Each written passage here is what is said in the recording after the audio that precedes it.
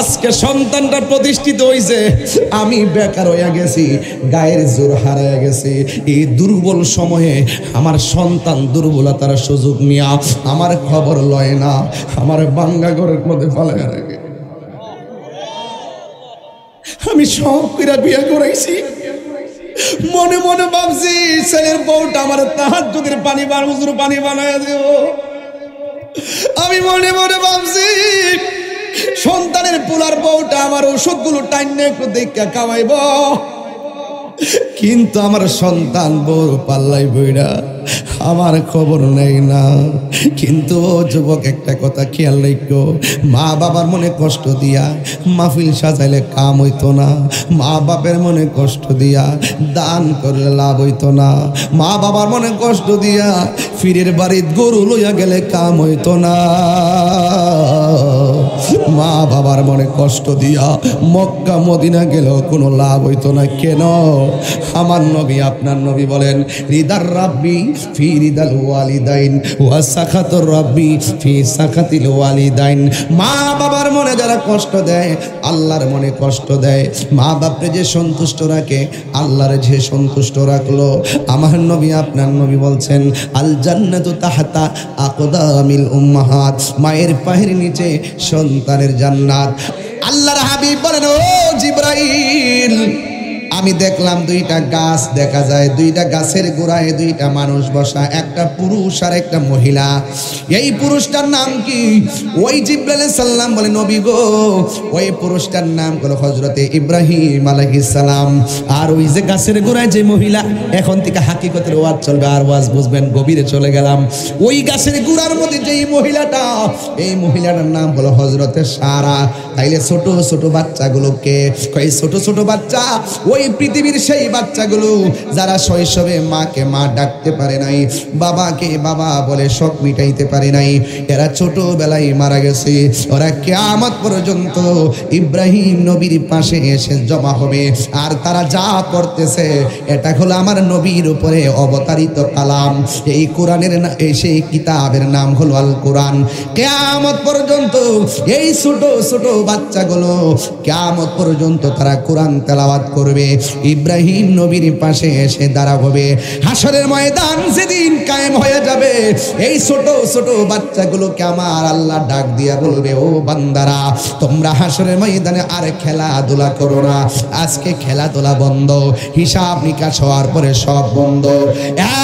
ছোট ছোট মাসুম বাচ্চাগুলো, আমি আল্লাহ তোমাদেরকে অর্ডার করলাম, তোমরা বিনা হিসাবে জান্নাতে চলে যাও। আবার ছোট ছোট বাচ্চাগুলো ডাক দিয়া বলবে, এ আল্লাহ, তুমি আমরা দুনিয়াতে পাঠাইছো, আবার তুমি আমরা নিয়ে আইছো, আমরা অভিযোগ করি নাই, কিন্তু যেই মা আমার 10 মাস 10 দিন পেটের ভিতরে রাখছি, এই মা এখন কোথায় আছে? আল্লাহর পক্ষ থেকে এলান হয়ে যাবে, তোমার মা জাহান্নামের মধ্যে আছে, অনেকের বাবা জাহান্নামের মধ্যে আছে।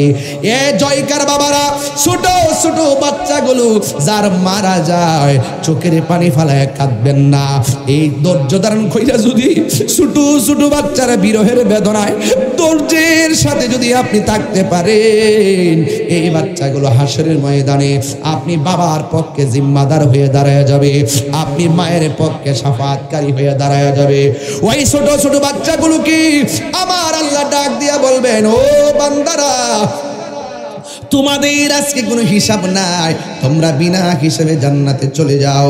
এই ছোট ছোট বাচ্চা বলবে, আল্লাহ, আমরা জান্নাতে গেলে তো আর বের হতে পারবো না, কিন্তু জানতে চাই যে এই মা 10 মাস 10 দিন গর্ভের মধ্যে ধারণ করছিল, ওই মা দুঃখিনী কোথায় আছে? কই তোমার মা জাহান্নামের মধ্যে আছে। ওই ছোট ছোট বাচ্চাগুলো আমার আল্লাহর ডাক দিয়া বলবে, আল্লাহ, আমার মা আমার এত কষ্ট কইরা লালন পালন করছে, এত কষ্ট কইরা পেটের মধ্যে ধারণ করছি, আর ওই মা এখন জাহান্নামের আগুনে জ্বলতেছে। আমি জান্নাতে গেলে আর আর বের হতে পারবো না। আমার আম্মারে মেহেরবানি করি এক নজরে আমারে দেখায় দাও না। আল্লাহ বলে না, তুমি দেখতে পারবা না।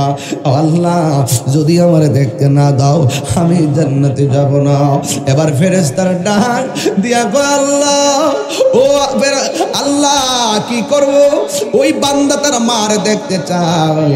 এবার ডাক দিয়া বলেন ফেরেশতারি তার সন্তান মাটাকে তারে দেখাইয়া দে। এবার ফেরেশতা মালিক জাহান্নামের তল থেকে তার মাকে বের করবে। মাকে বের কইরা যখন দেখাইয়া দিবে, ইন দি মিন টাইমে বাচ্চা ডাক দিয়া বলবে আল্লাহ,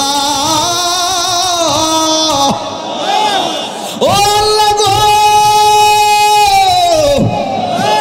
আমার মা আমার 10 মাস 10 দিন গর্ভে ধারণ করেছেন।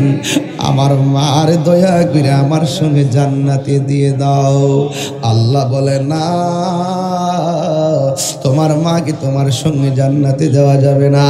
এখন বান্দা কি বলবে সেই দিন জানেননি? ছোট্ট বাচ্চা আল্লাহর ডাক দিয়া বলবে আল্লাহ, আমার মা জাহান্নামের আগুনে জ্বলতেছে, তুমি যদি আমার মাকে আমার সঙ্গে জান্নাতে না দাও তাইলে তুমি আমার মায়ের সঙ্গে আমাকে দুজখের মধ্যে দিয়ে দাও। মা বিহনে জান্নাত আমার লাগবে না। তুমি না, তোমার বন্ধু বলেছে মায়ের পায়ের নিচে সন্তানের জান্নাত। ও আল্লাহ, আমার মায়ের সঙ্গে আমাকে জাহান্নামের মধ্যে দিয়া দাও। এই কথা বলার পরে আল্লাহ রহমতের দরিয়ায় জোশ মাইরা উঠছে। আল্লাহ ডাক দিয়া বলে ফেরেশতারা রে, দেখোস না আমি আল্লাহ 99 ভাগের মায়া, 1 ভাগের 99 ভাগের কোনার মায়া দিলাম দুনিয়ায়। দেখ দেখ বাকি সব মায়া আমি আল্লাহর কাছে রাখিয়ে দিলাম। দেখছস নি মায়ের জন্য সন্তান কেমনে পাগল হইয়া গেছে। আমি না এর চাইতে কোটি গুণ মায়া কইরা আমার বান্দারে বানাইছি, বান্দারে বানাইছি, বান্দারে বানাইছি। আমি না আমার বান্দারে লাকাদ খলাকনাল ইনসানা ফি আহসানি তাকওয়িম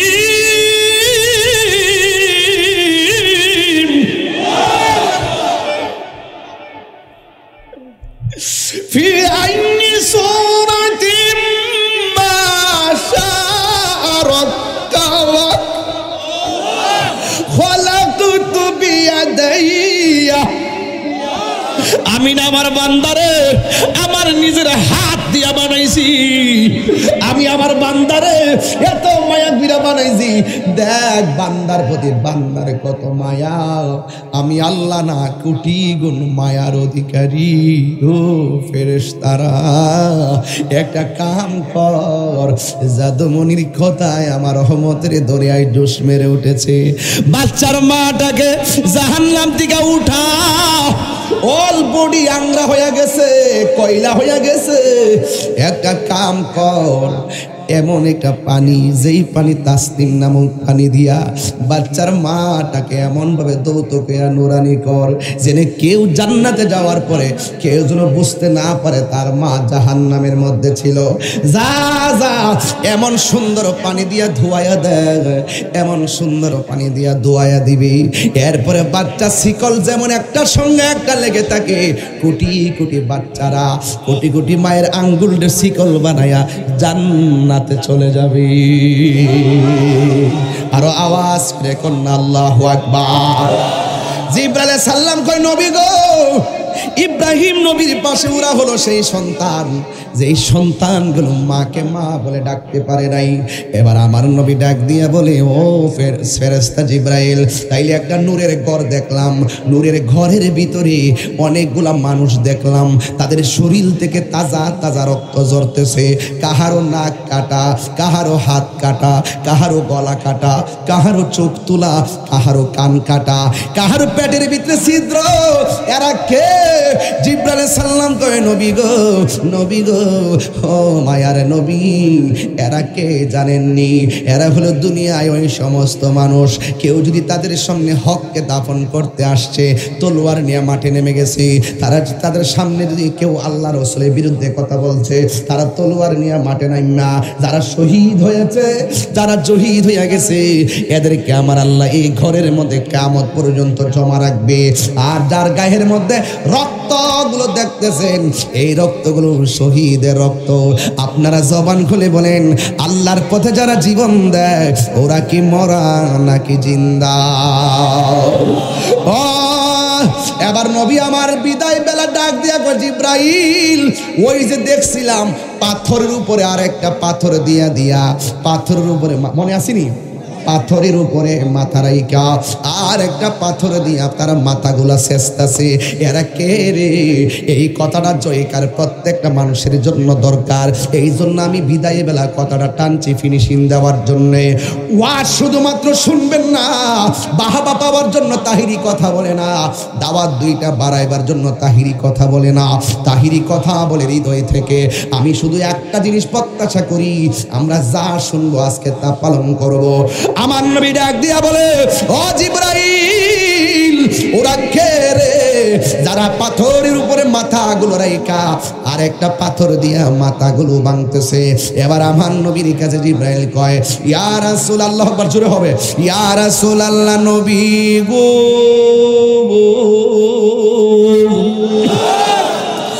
মায়ার নবীজি, এরা কে জানেননি?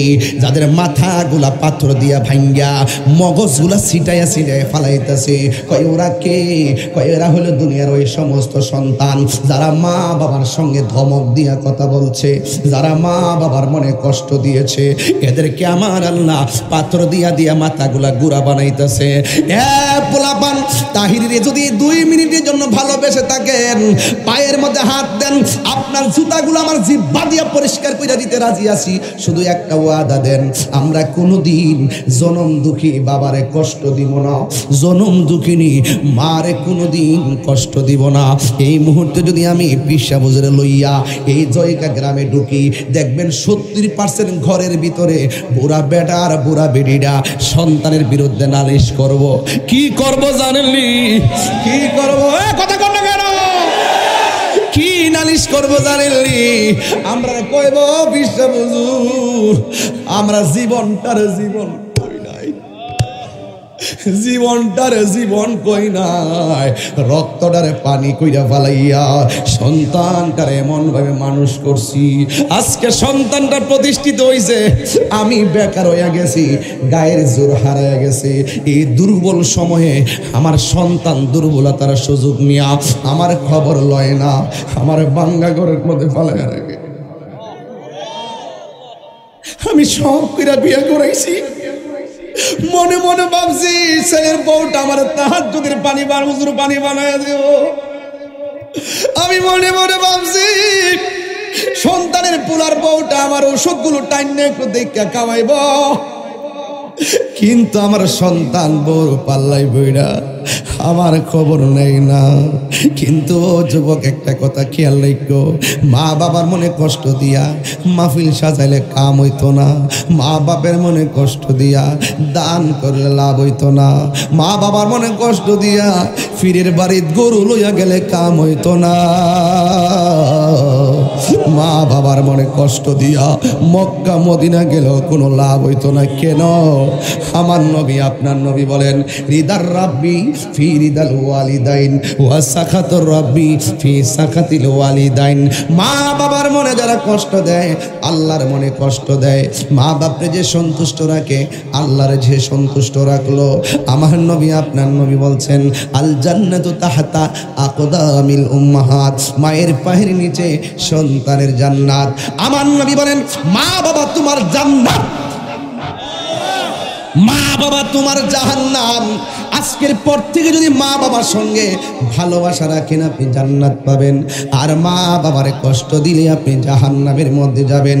এই জন্য আজকে থেকে ওয়াদা করেন, আজকে থেকে মা বাবার খেদমত দরকার আছে না নাই? কোরআনুল কারীমের মধ্যে আল্লাহ রাব্বুল আলামিন বলেন ওয়াহানান আলা ওয়াহানিন, এই পৃথিবীর মধ্যে সবচাইতে বেশি কষ্ট করে মা।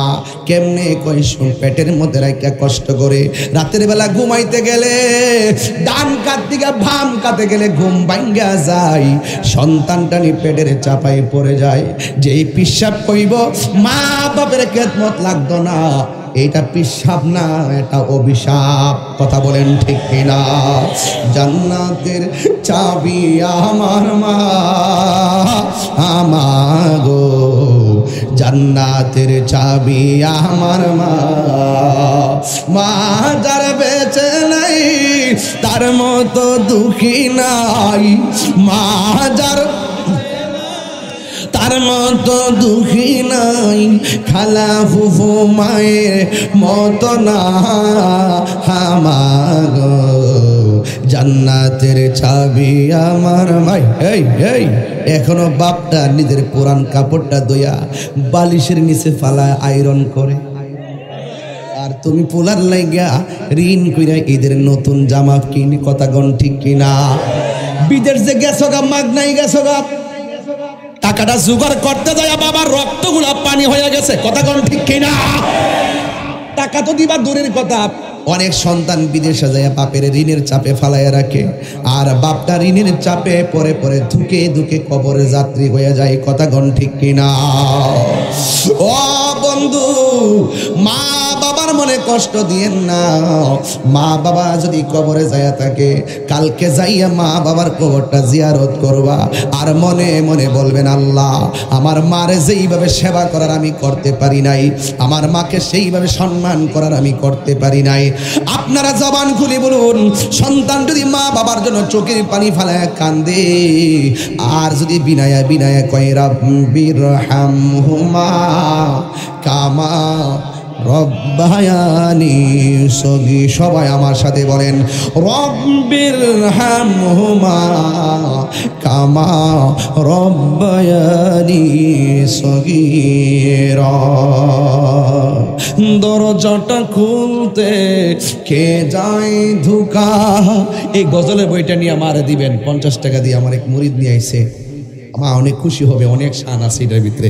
দরজাটা খুলতে কে যায় ধোকা, মা বুঝি বলছে এলে নাকি খোকা।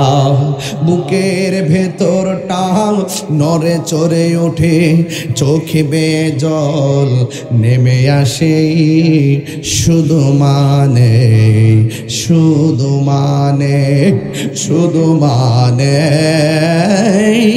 শুধু মানে এই সেই ঘর, এই সেই খাট, বিছানার পাশে আছে পানের বাটাও, চশমাটা পরে আছে পাশে, শুধু মানে শুধু মানে। তোমরা কোনো দিনও মায়ের মনেতে কষ্ট দিও, একটা বিনয় বিনা, তোমরা কোনো দিনও মায়ের মনেতে কষ্ট দিও না, তোমরা কোনো দিনও মায়ের কষ্ট দিও না। ওরে মা বাবার মনে কষ্ট দিলে আল্লাহ জি সহে না, মা বাবার মনে কষ্ট দিলে আল্লাহ জি সহে না। তোমরা কোনো দিনও মায়ের মনেতে কষ্ট দিও না। ওই মা বাবার খেদমত আমরা চাই কি চাই না? আরে হাত তুলে বলো চাই কি চাই না? কবি আমার ডাক দিয়া কয় আল জিবরাইল, এরা কারা রে, ওরা কে?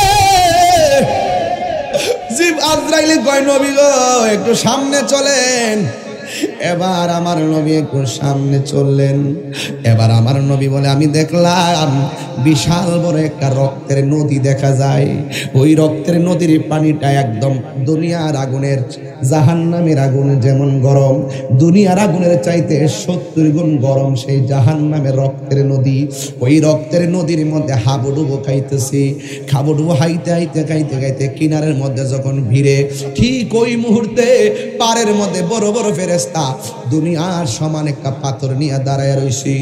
মানুষ যখন মধ্যখান থেকে যখন কিনারের মধ্যে ভিড়ে রে বাবা, তখন ওই ফেরেশতারা এমন জোরে একটা আঘাত করে, ওই ফেরেশতার পাথরের আঘাতে মানুষগুলো আবার মাঝখানে যায়।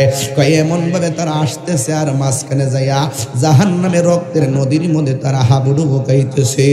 নবী আমার জিজ্ঞাসা করে, ও জিবরাইল, এরা কে রে? নবীকে জিবরাইল, নবী আর একটু সামনে চলেন। ইন দি মিন টাইমে নবী আমার সামনে গেলেন, যাইয়া দেখলেন দুইটা গাছ আছে, দুইটা গাছের গোড়ার মধ্যে দুইটা চেয়ার আছে। ওই চেয়ারের পাশে আইসা একজনের ছোট ছোট ছেলেরা আইসা বসে। এই ছেলেরা দৌড় দিয়া ওই চেয়ারের কাছে যায়, ওই চেয়ার থেকে দূর দিয়া এই চেয়ারের মধ্যে যায়। তখন ওই মুহূর্তে আমার নবী, আপনার নবী বলেন, ও জিবরাইল, এরা কে রে? এমন ভাবে দৌড়াদৌড়ি করে। এবার আমার নবী কয়, জিবরাইল কয়, নবী গো আর একটু সামনে চলেন না। যেই মাত্র আমার নবী সামনে গেলেন, যাওয়ার পরে আমার নবী দেখলেন একটা ঘর দেখা যায়। ওই ঘরের মধ্যে অনেকগুলা মানুষ আছে, যেই মানুষগুলার শরীর থেকে রক্ত ঝরতেছে। এই রক্তগুলো মেশকে আম্বরের চাইতে আরো ঘ্রাণ লাগতেছে। একেবারে মেশকে আম্বরের চাইতে আরো ঘ্রাণ। নবী আমার জিজ্ঞাসা করে, ও জিবরাইল, এরা কে রে? এবার জিবরাইল শুরু থেকে ব্যাখ্যা করে, ইয়া রাসূলুল্লাহ, নবী গো, আপনি প্রথম দেখছেন কি, এই জাহান্নামের আগুনের ভিতরে কিছু কিছু মানুষ জাহান্নামের আগুনের মধ্যে জ্বলতেছে, তাদের হাড্ডিগুলো একদম লাল লাল হয়ে পড়তেছে। এখন প্রশ্ন করবেন, হুজুর জাহান্নামের আগুনের রংটা কেমন? এই কথাটা শোনার দরকার আছে। জাহান্নামের রং ছিল দুধের চাইতে সাদা। সাদা আগুন জ্বলতে জ্বলতে লাল হয়ে গেছে, লাল আগুন জ্বলতে জ্বলতে কালো হয়ে গেছে। এখনো জাহান্নামের আগুনের রং হলো কালো। এই জাহান্নামের আগুন কি দিয়া ধরাবে? আজকে আমার বাড়ির ভিতরে একটা খাসি দিয়ে আমি বিরিয়ানি রান্না করাইছিলাম। ভক্তের পক্ষ থেকে খাসি এনে বিরিয়ানি করলো। তখন আমি লাকড়ি ধরাইতেছিলাম। যখন লাকড়ি আইনা দিছি, লাকড়ি দিয়া আগুন ধরাইতেছি, তখন ওই মুহূর্তে আমি বললাম, বাবারে, তোমরা তো লাকড়ি দিয়া চুলার পারের আগুন ধরাইতেছো, জাহান্নামের আগুন আল্লাহ কি দিয়া ধরাইব জানোনি? চিৎকার মাইরা কি আল্লাহু আকবার। জাহান্নামের আগুন কি দিয়া ধরাইব জানোনি? ওয়াকুদুহান নাস ওয়াল হিজারা উইদ্দাত লিল কাফিরিন। আমার আল্লাহ জাহান্নামের আগুন সেগুন কাঠ দিয়া ধরাবে না, জাহান্নামের আগুন মেহগানি কাঠ দিয়া ধরাবে না, জাহান্নামের আগুন কড়ই গাছের কাঠ দিয়া ধরাবে না, জাহান্নামের আগুন কোন ধরনের শিল কড়ই দিয়া ধরাবে না। আল্লাহর কোরআন সাক্ষী দেয়, জাহান্নামের আগুন ধরাবে আমার আল্লাহ মানুষ দিয়া এবং পাথর দিয়া। চিৎকার মেরে কি আল্লাহু আকবার বলা যাবে না? এই জাহান্নামের লাকড়ি যদি আল্লাহ আমার বানাই, কেমনে সহ্য করব?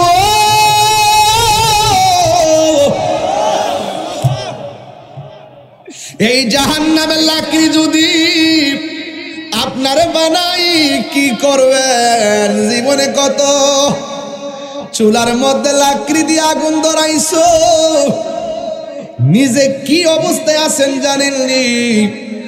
জাহান্নামের আগুন ধরাবে মানুষ দিয়া, এটা আমরা কোনোদিন সহ্য করতে পারবো না।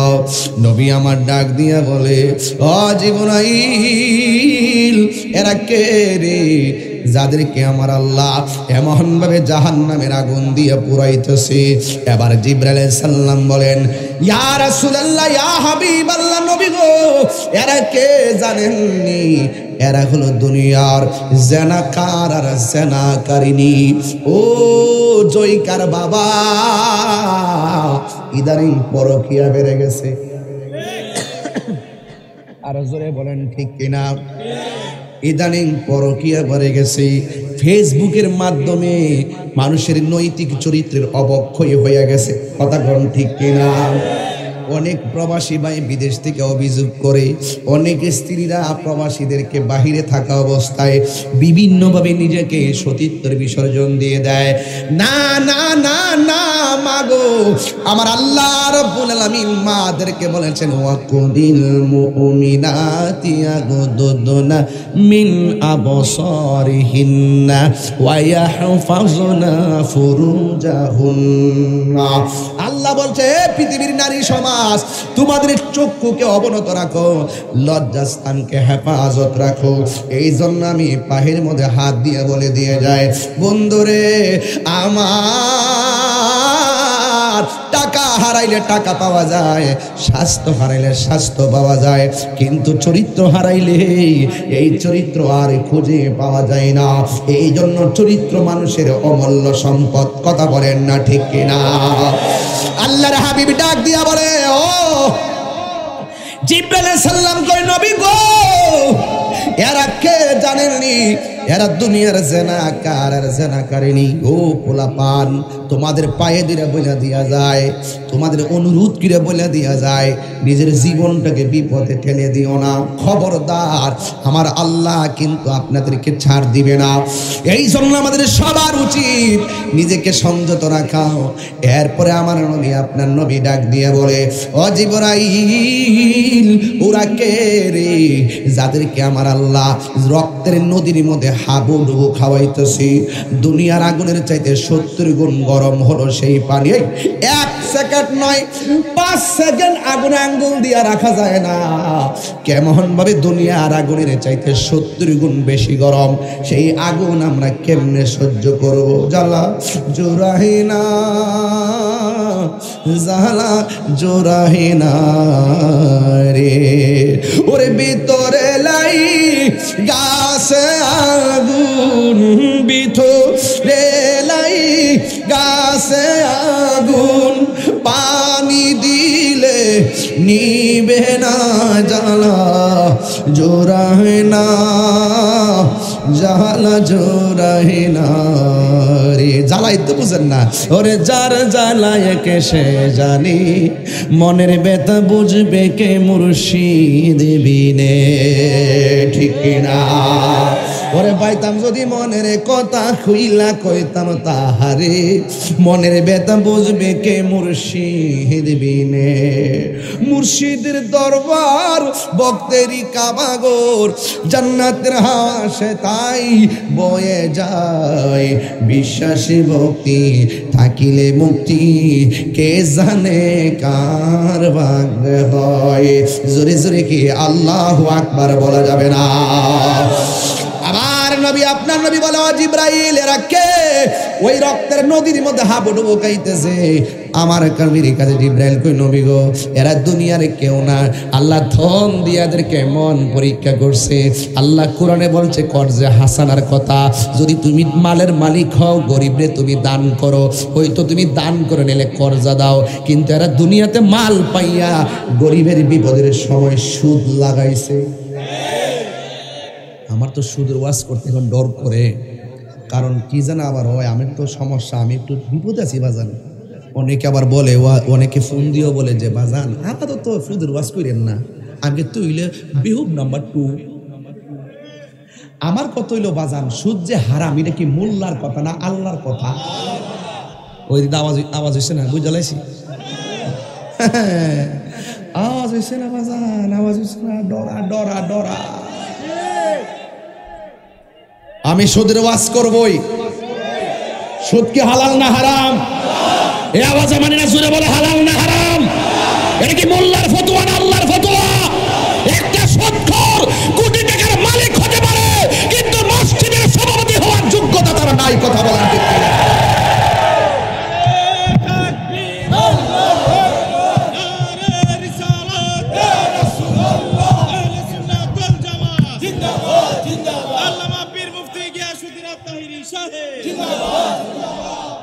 সুদ করে শাস্তি আসেনি? একটা ভালো কথা বলছে, এই লোকটার ধন্যবাদ দেন। সুদ করে টাঙ্গা নিয়ে মসজিদের সভাপতি বানায়, হ্যাঁ এটা ভালো কথা কইছে, তোমাকে ধন্যবাদ। তাই একটা রং দিয়ে দাও। হক কথা কইতে কলজা লাগে, কলজা। হক কথা কইতে হিম্মত লাগে, হক কথা বলতে সাহস লাগে, আরে হক কথা বলতে ঈমানের চেতনা লাগে।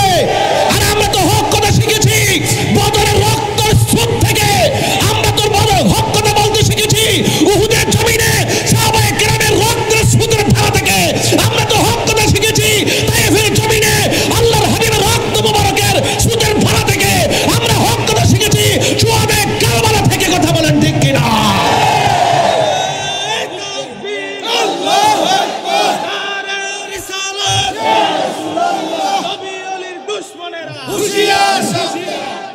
হক কথা কস না,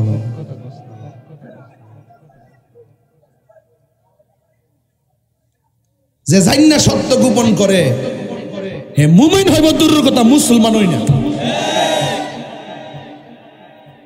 কি হবে বেঁচে থেকে বাজান কইতাম নিও। আজকে বেশি চিল্লাইতাছি, আজকে বেশি চিল্লাইতাছি নাকি আজকা? আচ্ছা হক কথা চলতেছে, হক কথা তিতা লাগলো। কুওয়াতে রুহানি জিসমানি হুজুর কয়ে দিছে আলহামদুলিল্লাহ। কি হবে বেঁচে থেকে, কি হবে বেঁচে থেকে অযথা বিদ্যা শিখে যদি না গড়তে পারি সুদ মুক্ত সমাজটাকে। একে ভয় পাচ্ছে, জোরে বলতে হবে ঠিক, আরো জোরে। কি হবে বেঁচে থেকে অযথা বিদ্যা শিখে যদি না গড়তে পারি মাদক মুক্ত সমাজটাকে। কি হবে আকাশ, কি হবে আলেম হয়ে ইমাম সাজে বক্তা হয়ে সমাজেতে যদি না হক কথা উচ্চ সুরে না বলিতে। কি হবে আলেম হয়ে ইমাম হয়ে বক্তা সাজে পিসা হয়ে সমাজেতে যদি না হক কথা উচ্চ সুরে না বলিতে। চাকরি বই করো যদি ছেড়ে দাওই না গদি, চাকরি বই করো যদি ছেড়ে দাওই না গদি। কি হবে ধোঁকা দিয়ে আল্লাহকে, কি হবে ধোঁকা দিয়ে আল্লাহকে। কি হবে বেঁচে থেকে, এক মুরব্বী আসতেছে ওয়াজ লাগছে আজকা। কি হবে বেঁচে থেকে 90 বছরে বেড়া জন আসতেছে, বেড়া বুঝ জ্বালাইছে, বেড়া কাইত বুঝে সর্দার আছে। হ্যাঁ কি হবে বেঁচে থেকে অযথা বিদ্যা শিখে যদি না গড়তে পারি সুদ মুক্ত সমাজটাকে। কথা কন ঠিক কিনা? কি হবে আকাশ চুয়া বিলাস বহল বাড়ি গাড়ি না খেয়ে কত মানুষ বড় পারে দিচ্ছে পারি। কি হবে আকাশ চুয়া বিলাস বহল বাড়ি গাড়ি না খেয়ে কত মানুষ বড় পারে দিচ্ছে পারি। আজরাইল আসবে জবে, ওয়াজমিল চিনিও? আজরাইল আসবে জবে মাটিতে পড়ে রবে, আজরাইল আসবে জবে মাটিতে পড়ে রবে। কোনো কাজে লাগবে না তোর বিল্ডিংটাকে, কোনো কাজে লাগবে না তোর প্রাসাদটাকে। কি হবে বেঁচে থেকে অযথা বিদ্যা শিখে যদি না গড়তে পারি সুদ মুক্ত সমাজটাকে, যদি না গড়তে পারি নেশা মুক্ত সমাজটাকে। এ গাঞ্জুর দ্বারা শুনো, যারা গাঞ্জা খায়া মাহফিলের মধ্যে আসছো শুনো, জবান যদি পবিত্র থাকে ওই জবানের দাম আছে না নাই? হালাল খাওয়ার পরে যেই গায়ে রক্ত পয়দা হয় ওই রক্তের দাম আছে না নাই? হালাল রক্তের গঠিত শরীরের হাত আমার আল্লাহ কোনোদিন ফিরাইয়া দেয় না, আর হারাম খাইয়া গঠিত রক্তের হাত আমার আল্লাহ দোয়া কবুল করে না। কথা কন ঠিক কিনা? আপনার স্বাধীনতা আছে, এখন মনে চাইলে বাড়ি যাইতে পারবেন, কেউ আপনারা বাধা দিব না। আবার মন চাইলে বসে থাকতে পারবেন, কেউ আপনাকে নিষেধ করব না। কিন্তু আমার কথাগুলো উড়াইয়া ফালাইয়া দিয়েন না। এই দেশের মধ্যে নিকলির জমিনে, কিশোরগঞ্জের জমিনে, জয়কার জমিনে যতগুলা বড় লোক ছিল, অনেক টাকার মালিক, এরা যদি সুষমা বন্টন নীতির আলোকে আল্লাহর বিধান যাকাত যদি গরিবের ঘরে ঘরে পৌঁছাইয়া দিত, একটা মানুষ সুদের লেনদেন করতো না। কথা বলেন ঠিক কিনা? 10 টাকা দেয় না 20 টাকার জারি মারে, এ আবার সুদের টেহা বাড়লে জাকাতের কাপড় দে, দাম 70 টাকা 70 টাকা, একবার দইলে আরেকবার নুসুন। আবার মাইকিং করে এমন সাপ জাকাতের টাকা দিবে, সাপ বলার করে সাপ বলা, এটা সাপ না, ইত্যা হইলো ইত্যালে মানুষকে দেখাই না সাপ। তুমি সত্যিকার সাপ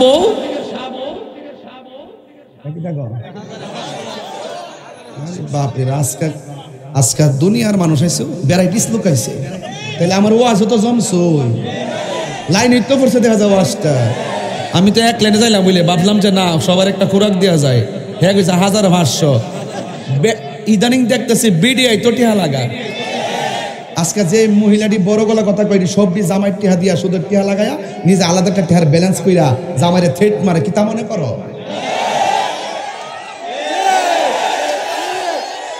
কি রে, এটা সত্যি না ভাই? সত্যি কিনা বলেন? একটা তো মনে রাখবেন, হারামের মধ্যে কোনো আরাম, হারামের মধ্যে আরাম। জয়কা যদি আবার আয় আপনাকে অসুবিধা দিব, এটা দেখা যাক কোন জায়গা দাওয়াত আছে। ওই যে এটা আরেক বড়, এটা পুরো হুসাইনি পাগল। আমার তো আপনি যদি ডেট দিন তাহলে আগামী সপ্তাহ, এবার বুঝেন কত বড় ভয়ঙ্কর। আগামী সপ্তাহে বলি আবার আইলে, জানি তো চিন্তিত। মারহাবা জোরে কন্যা গেলে বাজার আমরা সারা জীবন শুনছি এরি ক্ষেত লাগা, বুড়ো ক্ষেত লাগা, ওখান বিডিআইতে শুধু টেহা লাগা। ঘরে ঘরে অশান্তিটা কেমনি আইছে? আমরা হারাম দ্বারা আরাম বানাইছি, আর আমরা জানি যে হারামের মধ্যে কোনো আরাম।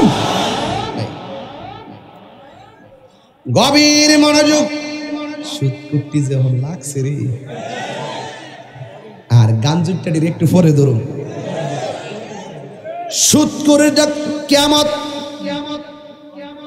আমার নবী আপনার নবী রহমাতুল লিল আলামিন বলেন, এই পানির মধ্যে যারা হাবুডুবু খাইতেছে এরা হলো সুদখোরের দল। আপনারা জবান খুলে বলেন, সুদ খাওয়া কি হালাল না হারাম? আহাল্লাল্লাহুল বাইআ ওয়া হারামার রিবা। আমার আল্লাহ সুদকে হারাম করে দিয়েছেন।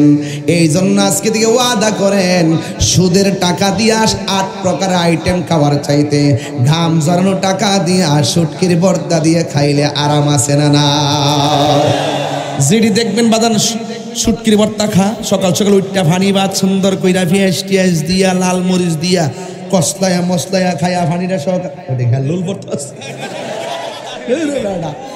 ফানি ভাতের কথা কইছি লুল ঘরে বাবা টাইম নেন না, আবার মনে করছি কেডায় দৌড়লিতেছে, আমার সাথে ফেলে আপনি এই পর্যন্ত 6 বার টান দিচ্ছেন, আমি মনে করছি কেডা ধরতেছে আমার। আমি তো মুট করলে ইসলাম, ঠিক আছে? এক হাতে দেখেন কিতাব পড়ছি, আরেক হাতে লাগাইছি এটা এমাদো দিমু বুদ্ধি গিরাইছি ইনশাল্লাহ। তো আল্লাহ রাস্তা বাবা টানাটানি করিস না, বহ ফরক দে তাহিরিকে নাচ একটু জোর লই। তাই অমি ওই বেটার বাইতে ফোন দিছো, যাক আল্লাহ কবুল করো, আমিন কর আমিন কর আমিন। যা যাইলে যান, অসুবিধা না, সুদ খাইন না, আল্লাহ আপনি কবুল করেন। আজকের ওয়াজে শুধুমাত্র ঘটনা না, এটা চেতনা।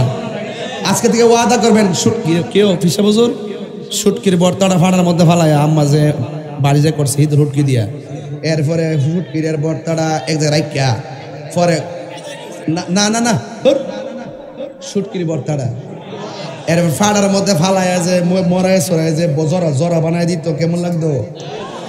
যেটি দেখবেন মোটামুটি খাউন্ডি খা শরীরে মাসুলটা ইদ্র মোটা মোটা, আর যেটি এরি খেতে যায় সে কুদাল দিয়া কুবাকুবি করে মাটি টাটি করে, ওই দেখে শরীরে ফাটা রে আবার জিম করাস রে, জিম কর এমনু বাবা, এটা আল্লাহর দান, এটা আল্লাহর দান, নিয়ামত, জান সালামত বড় নিয়ামত। দেখ না চোখ লাগাই দিব, মারহাবা কন, নারে তাকবীর। আচ্ছা আমি যে এইভাবে কথা বলছি আবার মাইন্ড করেন আপনারা, আমি একটু বিরতি নিতেছি, কারণ অনেক চিল্লাই ওয়াজ করি তো, আবার একটা লাস্টে বিরতি নন লাগে, নাইলে কিন্তু এইটা হয় না, কথা বলছেন না? তো এরপর হইলো 2 নম্বর কথা, সুদ কি হালাল না হারাম? ঘুষ কি হালাল না হারাম? নেশা কি হালাল না হারাম? চুগলখুরি কি হালাল না হারাম? গীবত কি হারাম না হালাল? তাহলে এই জন্য এই হারাম কাজ করা যাবে